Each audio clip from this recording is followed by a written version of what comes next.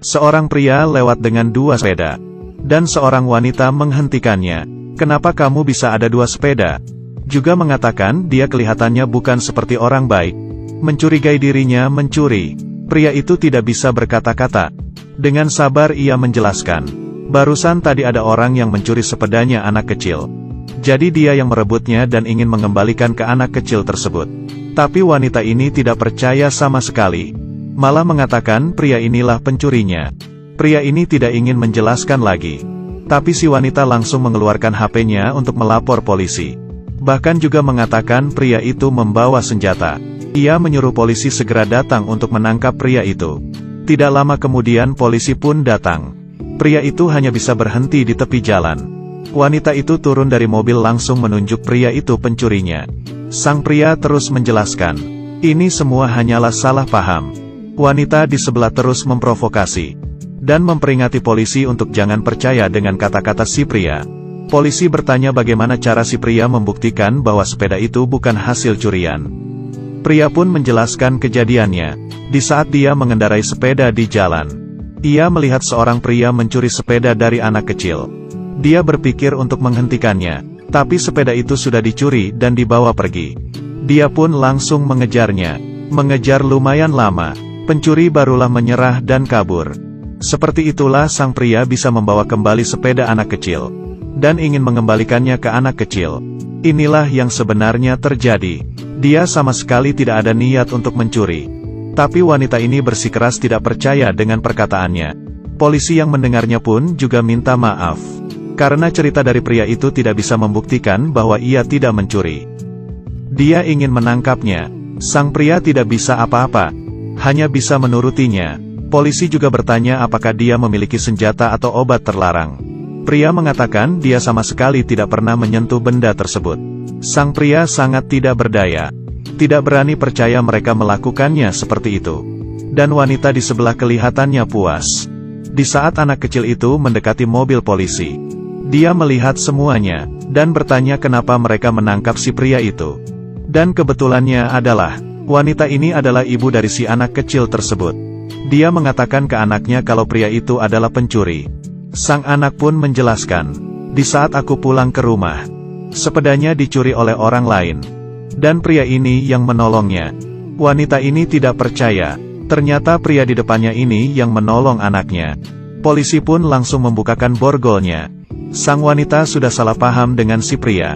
Lalu ia meminta maaf kepadanya. Seharusnya tidak langsung menuduhnya. Pria itu juga biasa saja. Karena hal seperti ini sudah sering terjadi kepadanya. Apakah ini karena warna kulitnya? Berbuat baik itu sangat mudah. Yang sulit adalah menghadapi kritikan. Hal ini sudah memberikanmu pencerahan kah? Pokoknya aku juga pura-pura buta dengan hal ini. Kalian pernah tidak ditatapi dengan pandangan yang dingin? Anak kecil ini sangat kelaparan, dan ingin memakan lebih banyak sereal. Tapi mendapatkan tatapan tidak enak dari wanita ini. Karena susunya ditumpahkan sedikit lebih banyak. Wanita ini langsung tidak senang. Langsung marah, kamu gak pernah minum susu ya? Anak kecil ini pun langsung minta maaf. Dan mengatakan bisa menumpahkannya kembali. Tapi wanita itu langsung berkata, ayahmu tidak mempunyai pekerjaan ya? Sampai tidak sanggup membesarkannya. Di saat nilai ujian anaknya jelek, dia akan menyalahkan karena sudah dipengaruhi oleh si anak kecil berkulit hitam. Anaknya mengatakan jangan melihat orang dari penampilan luar. Tapi wanita ini sama sekali tidak mendengarnya. Bahkan melihati si anak kecil itu. Jangan bermain bersamanya lagi. Anak laki-laki ini merasa malu. Ia pun menyuruh ayahnya untuk datang menjemputnya. Sebelum pergi, pria ini ingin meminjam toilet sebentar. Temannya berkata boleh ke toilet kamar lantai atas. Di saat pria itu sampai di kamarnya, melihat sekeliling lalu membuka rak. Di saat bersiap untuk membuka tasnya, wanita ini tiba-tiba masuk. Melihat kejadian di depan matanya, ia mengatakan anak kecil ini masuk kamar untuk mencuri sesuatu. Tapi mau bagaimanapun pria itu mau menjelaskan. Wanita tetap menuduhnya pencuri, dan menyuruhnya untuk segera pergi. Di saat melihat temannya, ia menyuruh pria itu untuk jangan pernah datang lagi. Anaknya yang tidak tahu apa-apa pun bertanya ke ibunya apa yang terjadi. Ibunya mengatakan pria itu masuk ke kamarnya dan ingin mencuri.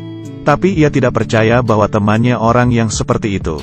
Dia pun mengejar temannya, wanita ini, agar anaknya mengetahui apa yang sebenarnya. Dia memaksa si anak kecil itu untuk mengakui perbuatannya. Kemudian anak itu berkata, "Kamu ingin mengetahui kebenarannya? Maka aku akan mengatakannya. Kamu bilang nilai anakmu sangat jelek, karena mendapat pengaruh dariku. Tapi yang kamu tidak tahu adalah, nilaiku di semua pelajaran adalah A+. Aku sedang mencari cara, agar dia bisa belajar bersama denganku. Kamu bilang orang tuaku adalah pengangguran, tidak sanggup untuk membesarkanku. Tapi sebenarnya, ayahku adalah direktur dari suatu perusahaan besar.